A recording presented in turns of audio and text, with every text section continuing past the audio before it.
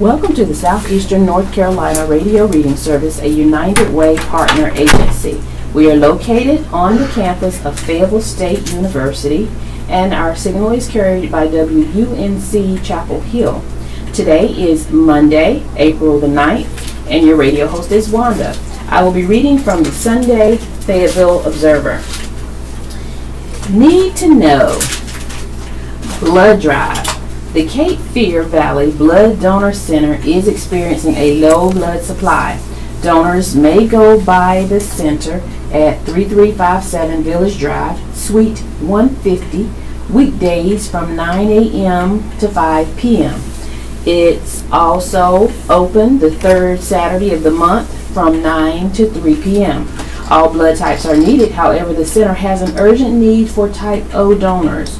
For more information, call 615-5433. There is a blood drive Wednesday at the Fayetteville Observer, 458 Whitfield Street, from 1:30 to 4:30 p.m. It is open to the public. Storytime and crafts. Local author and artist Caroline Marino will do storytime with the kids at City Center Gallery and Books, 112 Hay Street on Saturday from 9 a.m. to 1 p.m. She also will lead them in an art project related to the story. The event, which is open to the public, is for preschool through elementary school children, and the cost is $5 per child. Plant sale. The Cumberland County Cooperative Extension Master Gardener Spring Plant Sale is Saturday from 9 to 2 p.m. at the Cumberland County Agriculture Center, 301 East Mountain Drive. Payment by cash, check, and major credit card is accepted. All plants for sale are locally grown. There will be plants to attract birds, bees, and butterflies. Drought-tolerant plants with an emphasis on plants native to the area. Proceeds support horticultural scholarships, Cape Fear Botanical Garden, the Wounded Warrior Tranquility Garden at Womack, and others.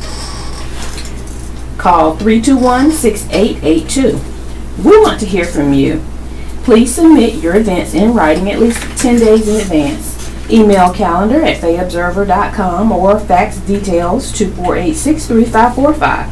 For questions, call 486-3500.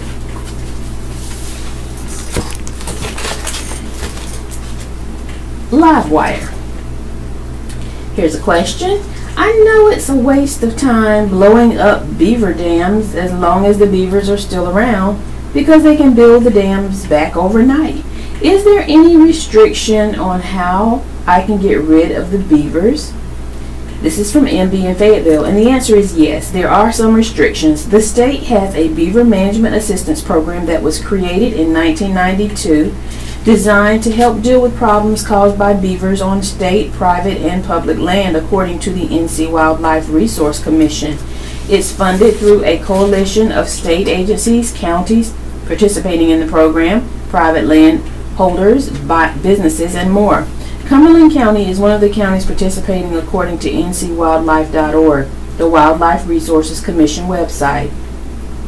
The methods used to remove beavers include humane and non-lethal options, as well as those that let landowners and beavers coexist. The contact for Cumberland County is John Henry Harrelson, who can be reached at 910-874-2725 or john.harrelson@northcarolinawildlife.org. The state website also says beavers provide many positive benefits to people. Their ponds help control erosion and sedimentation, recharge groundwater resources, and provides valuable habitat for waterfowl, herons, and other wetland wildlife. But the beaver's dams can also cause flooding in agricultural fields and residential areas. They can also destroy timber by chewing on or felling trees.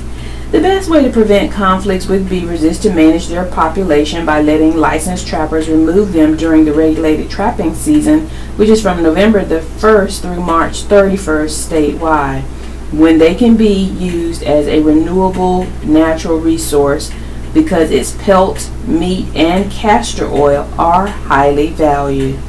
Livewire seeks to answer questions of general interest. and consumer topics. Initials are used to identify questioners when names are given.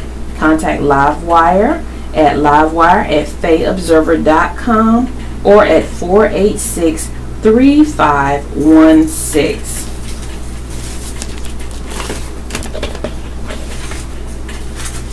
Revelation Royal City Leadership. Mayor Mitch Colvin on Saturday accused Councilwoman Tisha Waddell of acting in her own political self-interest when she told the City Council via email late Friday night that she plans on asking City Councilman Tyrone Williams to resign. Let's please remain focused on the issue at hand, which are the citizens we represent, and set aside our own political self-interest for a moment, Coleman said in an email exchange. Williams was heard on a secret recording telling the project manager for the $65 million Prince Charles redevelopment that a problem with the property's title would go away for $15,000. Half of the city's 10 elected representatives want Williams out. Colvin, Waddell, Jim Arp, and Kathy Jensen have called for his exit. Mayor Pro Tem Ted Moan said he wants the City Council as a group to ask Williams to resign. Two council members, DJ Hare and Johnny Dawkins, couldn't be reached for comment for this story. Bill Crisp declined to comment, and Larry Wright said he felt the City Council should not comment on any legal matters. That's the job of your city attorney and legal staff, Wright said in a text exchange. Williams and his lawyer, Chris Pope, couldn't be reached for comment. On Friday, the lawyers for Prince Charles Holdings project manager Jordan Jones gave the Fayetteville Observer a copy of the tape. Jones had already given the 45-minute tape on the December 21st meeting to law enforcement, which triggered an investigation by the FBI.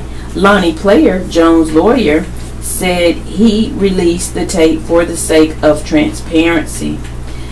Prince Charles Holdings is investing the $65 million to gut and renovate the 1920s former hotel of the same name on Hay Street and build a parking deck, hotel, and commercial office building next to a $38.7 million minor league baseball stadium under construction. The world champion Houston Astros affiliate in the Carolina League will call Fayetteville home when the ballpark opens in 2019. The team is playing 2 seasons in Bowie's Creek while it waits the move. On the tape, Williams told Jones there was a cloud on the title of the hotel and that he wanted to work out an arrangement with Jones to fix it out of the public eye. I don't know, Williams responded when Jones asked what that would look like. I think I did about $15,000 worth of work on the project, just trying to put my effort into it. I had $100,000 written off, I believe, but I think I would just sign off for like $15,000. I'd be done. I'd be over with you. I'd be completely done. About 11 p.m. on Friday, Waddell emailed Colvin, Moan, city manager Doug Hewitt, and city attorney Karen McDonald about the recording. In light of what has come to the surface regarding council member Williams, the lack of integrity it appears to demonstrate, and the effect it continues to have on the reputation of the council and our ability to do the work ahead of us, I believe we need to collectively decide if it is time to ask council member Williams to resign. Waddell said in the email, I intend to make the request formally at our dinner meeting on Monday. Her email capped the day that began with the Observer's Friday editorial calling for Williams to resign. The Observer sharing the recording with Colvin, Moan, and Williams' lawyer about 4 p.m. and the Observer posting the recording online about 10 p.m. with its story detailing what took place in the December 21st meeting, a meeting just 17 days after Williams was sworn into office. On Saturday, Waddell sent her email to the Fayetteville Observer and the rest of the City Council. Colvin replied to the email by accusing Waddell of acting out of her own self-interest and formally requesting that Williams resign.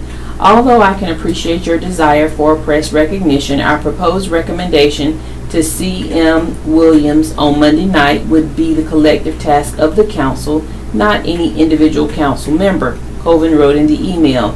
We must remain committed to restoring the public trust and confidence and holding all involved accountable, wherever that may lead. The audio certainly has produced additional questions that need to be answered. Waddell responded by saying that her request did not have to do with her desire for press recognition nor her political self-interest. I felt before listening to the recording we needed to discuss asking Mr. Williams to step down and indicated as much to you in private.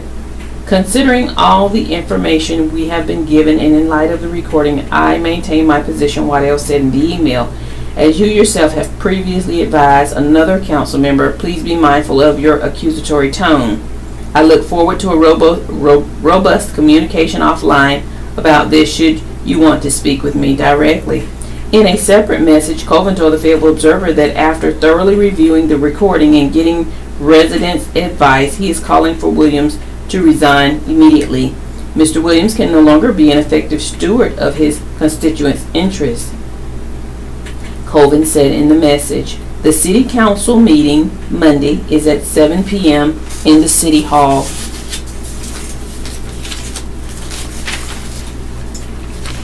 City Councilman Tyrone Williams could be fighting to keep his seat. The bombshell fell Friday with the release of an audio recording that captures the Fayetteville City Councilman Tyrone A. Williams telling a downtown investor that he can clear up a minor title problem with the Prince Charles Hotel property for $15,000.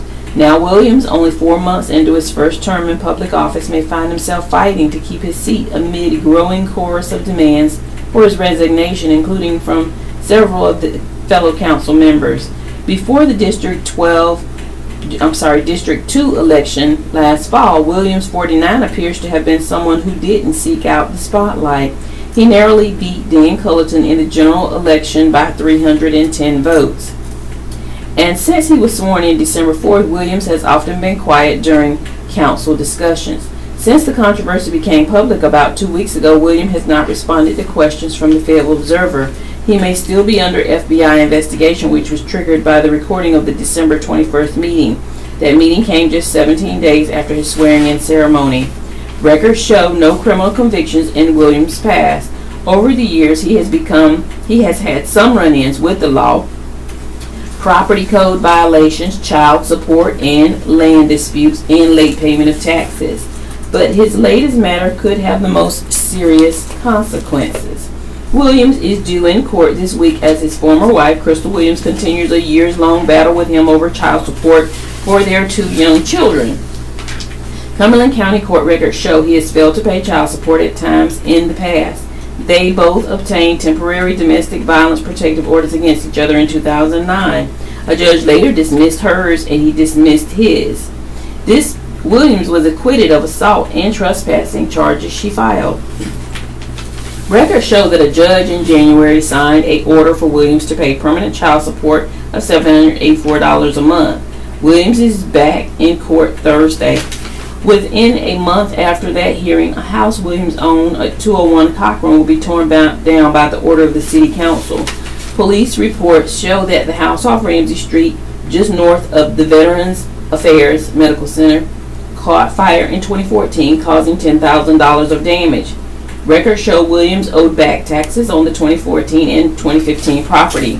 Since then, the city has repeatedly told Williams to clean up the property. On August 17, 2017, the city sent Williams a letter saying it would demolish the house if he didn't bring it up to code. On August 28, after not hearing from Williams, the council ordered the house to be demolished by May 12th of this year. Documents show the city will pay $2,792 for the demolition and bill Williams after the work is done. Cumberland County tax records show Williams or one of his companies, WHF of Virginia, owns 3 houses in Fayetteville.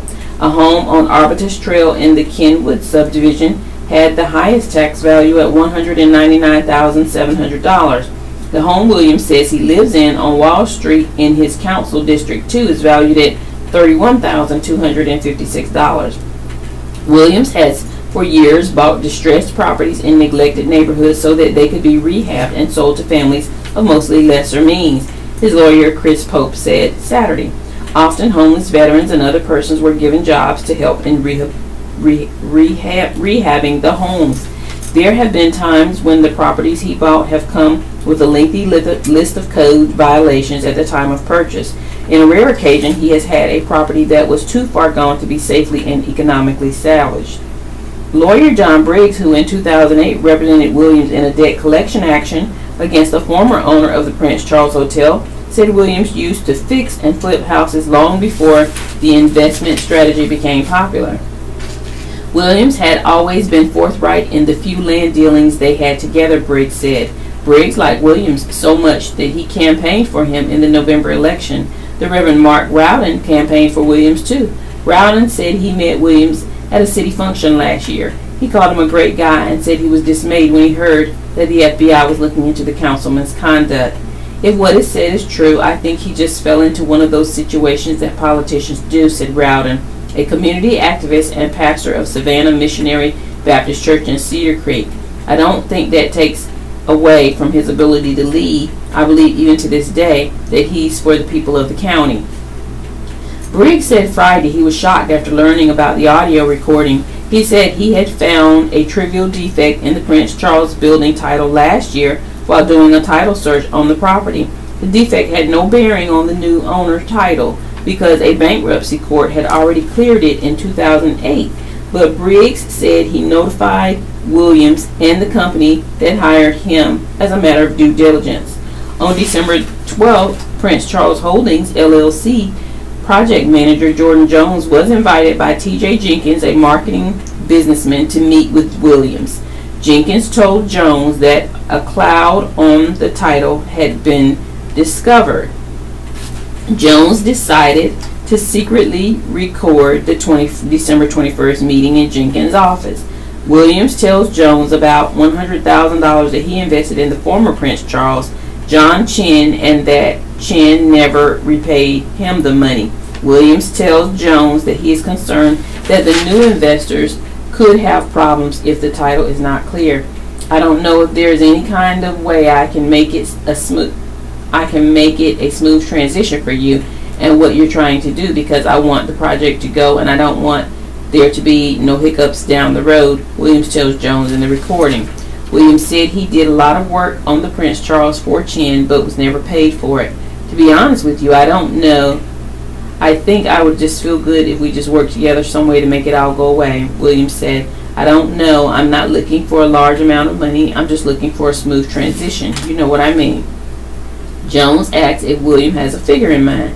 I think I did about $15,000 worth of work on the project just trying to put my effort into it, Williams said. I had $100,000 written off, I believe, but I think I would just sign off for like $15,000. I'd be done. I'd be over with completely. Jenkins and Williams tell Jones they want the matter to be handled privately without the public finding out. Jones asks how monthly payments should be made, and Williams references an attorney and a promissory note. After the meeting, Jones, whose group is investing $65 million in the Prince Charles and surrounding redevelopment, gave the recording to the law enforcement. His lawyers gave a copy to the Fayetteville Observer on Friday. City Attorney Karen McDonald learned of the investigation and by February 8th had hired Mark Calloway, a white-collar criminal defense lawyer, to look into the potential consequences. A week after that, on February 14th, Williams sent a letter to Jones requesting that any money owed him by Prince Charles Holdings should be settled through his lawyer and the Fayetteville City Attorney, according to a source. Pope, Williams' lawyer, said the councilman never knew of a law enforcement investigation until a March 19th meeting with Calloway and McDonald. At a closed-door council session later that day, sources said Williams gave council members copies of his letter to Jones. Pope said it's important to note that Williams was seeking to collect money through his attorneys. The Observer has repeatedly asked city officials for a copy of the letter. McDonald and City Manager Doug Hewitt said they gave the letter back to Williams and didn't keep a copy. During his campaign, Williams touted himself as a man who was born and raised in the city's District 2, which includes downtown, Southern Murchison Road, part of Haymount and Massey Hill. Sections of the district are among the poorest neighborhoods in Fayetteville, Williams said, and he related to the people of his district and vowed to help them as their elected official. Williams said he decided to run for office after his brother Jerry Williams was killed by a hit-and-run driver while walking home in 2014. The case has never been solved. I've got to make a difference, Williams said in October. I can't sit on the back porch anymore. On his city council website, Williams said he attended Reed, Ross, and Terry Sanford high schools. He said he is a Navy veteran, entrepreneur, businessman, builder, minister, and father who owns Veterans Realty and a nonprofit organization called Community Advancement Awareness. Pope said Williams formed Community Advancement Awareness to help people who are down on their luck seek educational opportunities. Pope said the nonprofit has no members and no solicitation of funds. It hasn't advanced as far as he liked, Pope said. Alan Carter had owned Veterans Realty before selling it to Williams last year. Carter said Williams responded to his advertisement for a used car for sale. While he was there, Carter said Williams wound up buying his business. Carter said he had retired and the business existed in name only. Carter said he and Williams established a minor business arrangement, but Williams got involved with the city council and had little or no contact with him since. The business has gone nowhere, he said. At some point in his life, Williams moved to Norfolk, Virginia, where he bought and sold real estate following in the footsteps of his father. He was appointed to the Norfolk Economic Development Authority Board, a position he held from July 9, 2002 until he resigned in July 12 of 2005, a Norfolk official said. Williams was back in Fayetteville by 2006, serving on the city's planning board. Although he didn't list it on his council website, Williams also has been a car salesman at various dealerships for years. Court records in Williams' child support case include a document from Brian Honda that says the dealership had employed Williams as a floor sales manager until the position was eliminated June 30th, 2017. The memo says Williams was offered a regular sales job, earning $7.25 an hour plus commission, but he rejected it and left the company. Williams returned to work at Brian Honda sometime later, but was put on a leave of absence after his troubles on the council started, said Eason Bryan, the dealership's manager. Bryan said Williams decided the issue could have a potentially negative impact on the dealership and offered to go on leave. We thought it was best for us to accept that. Police records show that Williams has reported being a victim to property crimes involving nearly $70,000 in stolen and damaged belongings since 2010. On January the 29th, 2010, Williams said his Maserati Quattroporte vehicle was stolen from 203 Wall Street. He valued the car at $45,000. In October of that year, Williams told police his property at the same address had been damaged. And in August 2011, Williams said $2,900 in goods, including his city trash can, were taken from the property. On April 28, 2010, Williams reported that a home he said he owned at 421 McPherson Avenue was broken into and $20,600 in jewelry, clothes, household goods, and computer equipment were stolen. The police report labels the case as unfounded. In all of the police incidents reports except the one in 2016, Williams' home address was 5816 Arbutus Road, off Kinlaw Road and Ramsey Street. In the 2016 report, his address was listed as 203 Wall Street. Williams has been involved in several civil cases relating to real estate matters over the years. In one case, Dexter Boozer of New Jersey alleged in Cumberland County Small Claims Court that Williams sold him a lot on a golf course and defrauded him out of $2,000. Boozer said Williams and a real estate company sold him the lot, but neither had ownership. Boozer filed the case in the Cumberland County Small Claims Court in 2007. It was transferred to Harnett County, where records show Williams was ordered to pay Boozer the $2,000. Records show the money plus interest was never paid. This is the Southeastern North Carolina Radio Reading Service, a United Way partner agency. We broadcast from the campus of Fayetteville State University, and our signal is carried by WUNC Chapel Hill. As a nonprofit agency, we rely on public donations. We request your support to continue our services. When making charitable donations, please keep the Southeastern North Carolina radio reading service in mind. Our post office box number is 35029, Fayetteville, North Carolina 28303. If you have any questions or comments, please call us at 910-672-1600 or our toll-free number 1-844-709-5656. Your radio host is Wanda, and I am proud to serve you today.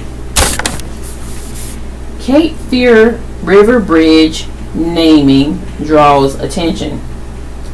The new bridge on Interstate 140, I don't know if that's 140 or I-40, Interstate 140 it looks like, that crosses the Cape Fear River is proving to be extremely popular, and not just to drivers who use the crossing to avoid the crowded Eagle Island Causeway between Wilmington and Leland.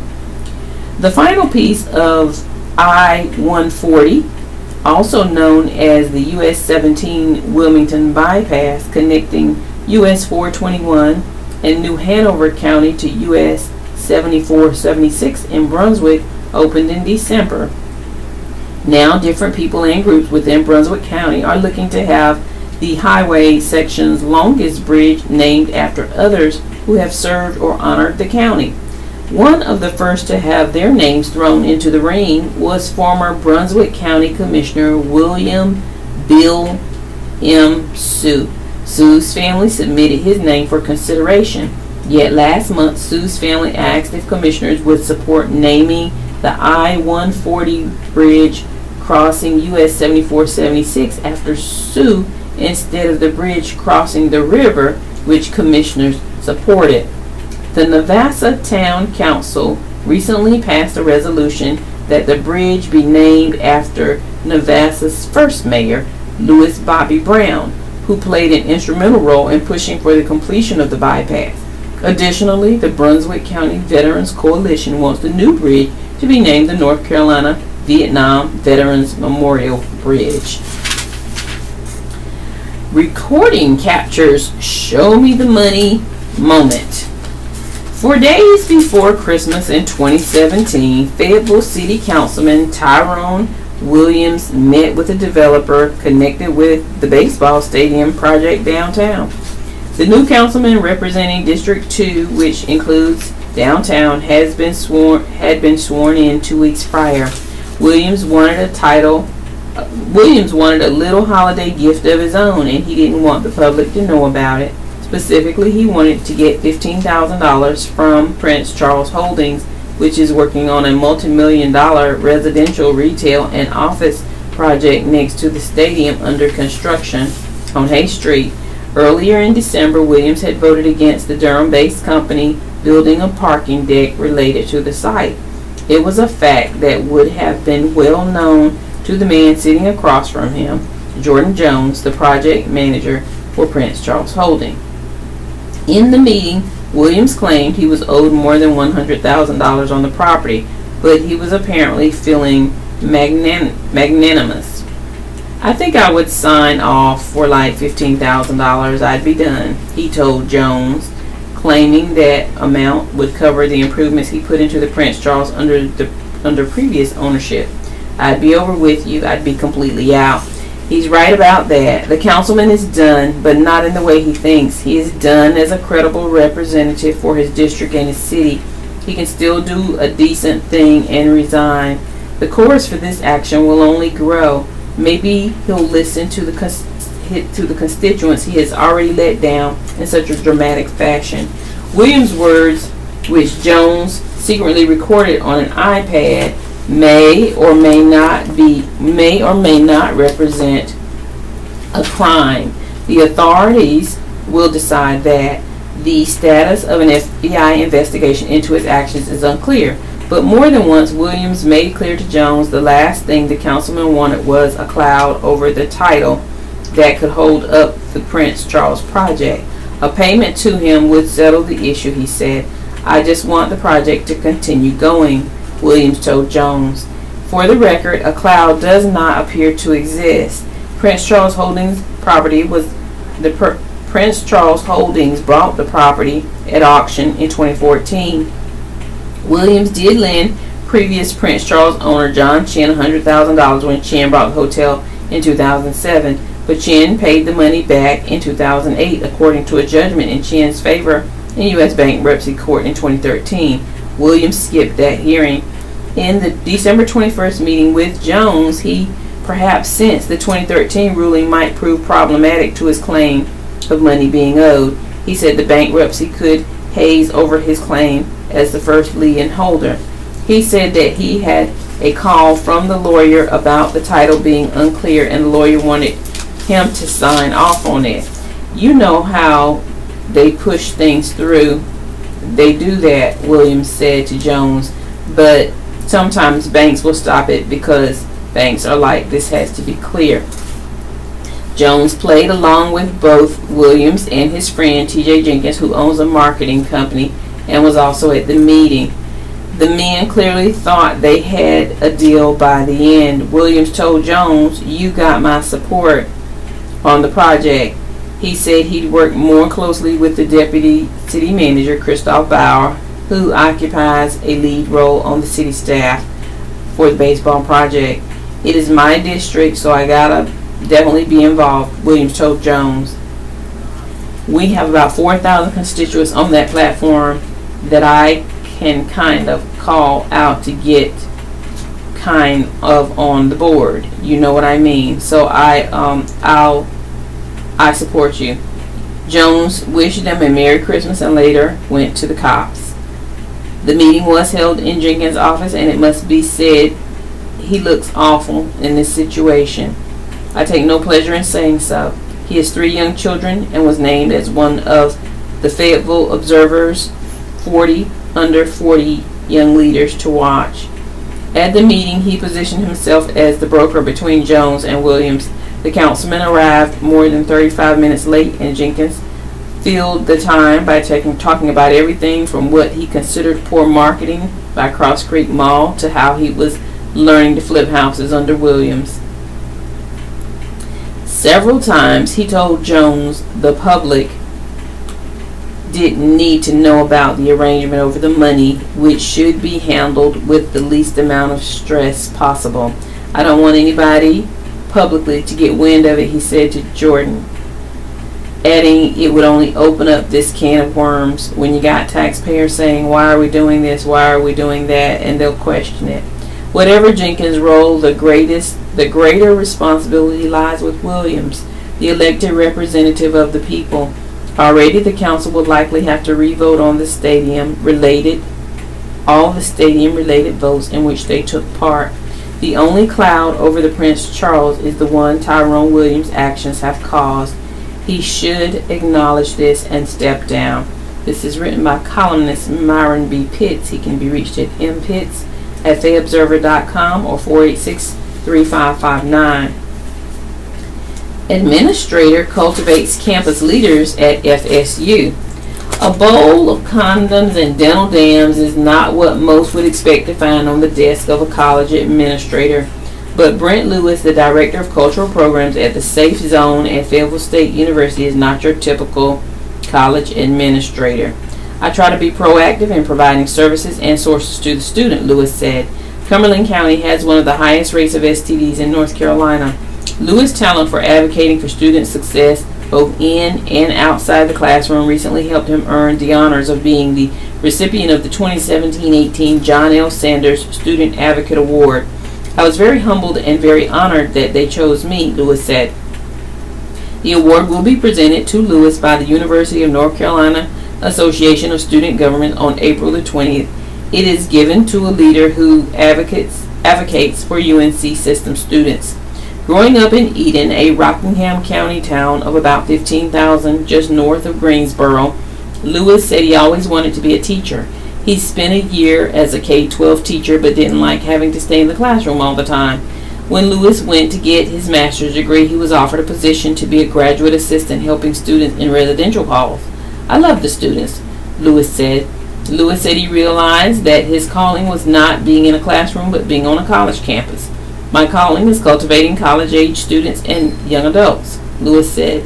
Lewis went on to receive a doctorate in leadership from North Carolina A&T.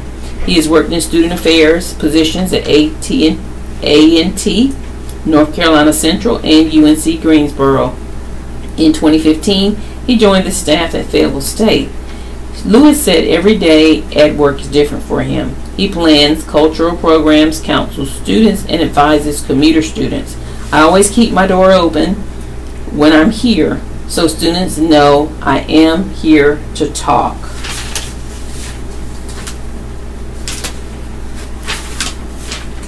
Lewis said he especially enjoys working as the Safe Zone program director. The program helps LGBTQ students.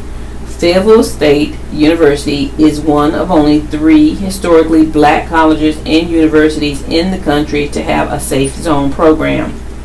Lewis' colleagues said they have learned a lot from working with Lewis in the short time he's been at the university. Marcus McCrae, the Associate Director for Student Engagement, said he's grown from listening to Lewis's perspective. He's just been refreshing, McCrae said. Our students, they just appreciate him.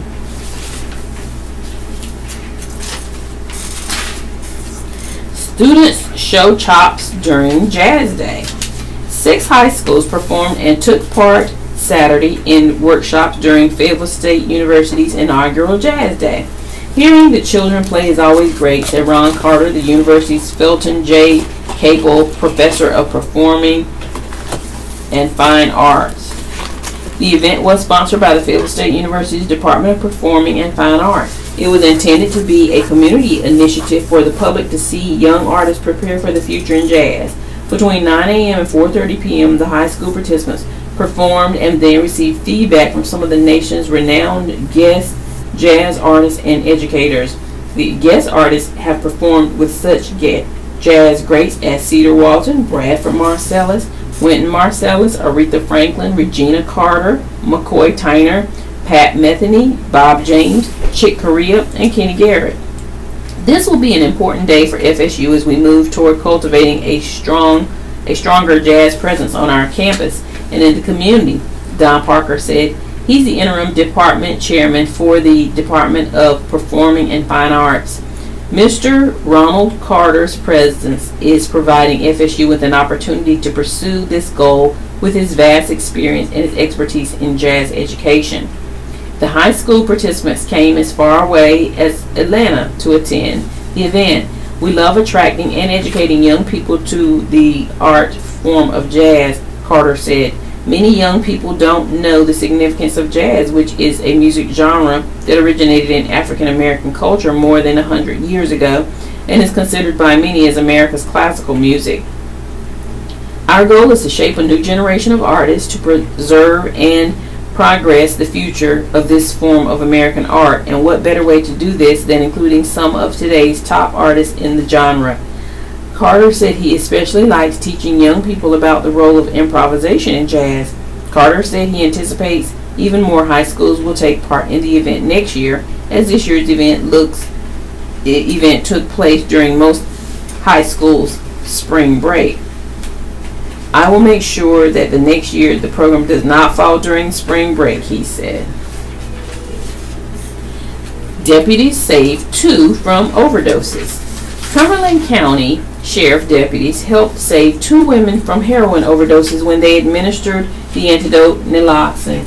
The call came 6 hours apart, Friday night into Saturday, from women who were staying in room 112 of the Royal Inn on Gillespie Street, according to deputies.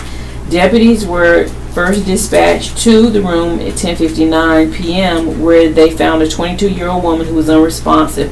The deputies administered Narcan, the brand name, the naloxone. The women whose names have not been released were transported to Fayetteville Valley, where they were reported in stable condition. About 6 hours after the first call, deputies were dispatched to the same hotel where another woman was found unresponsive. Deputies administered Narcan. The woman was transported to Fayetteville Valley and was reported in stable condition. Cumberland County deputies began training on administering Narcan last month. Last week, the nation's chief doctor, Surgeon General Dr. Jerome Adams, spoke during the National Drug Abuse and Heroin Summit in Atlanta, where he said more Americans should start carrying the antidote to help combat the nation's opioid crisis and save lives. According to federal data, more than 42,000 Americans suffered fatal opioid overdoses in 2016, more than double the number who died in 2010.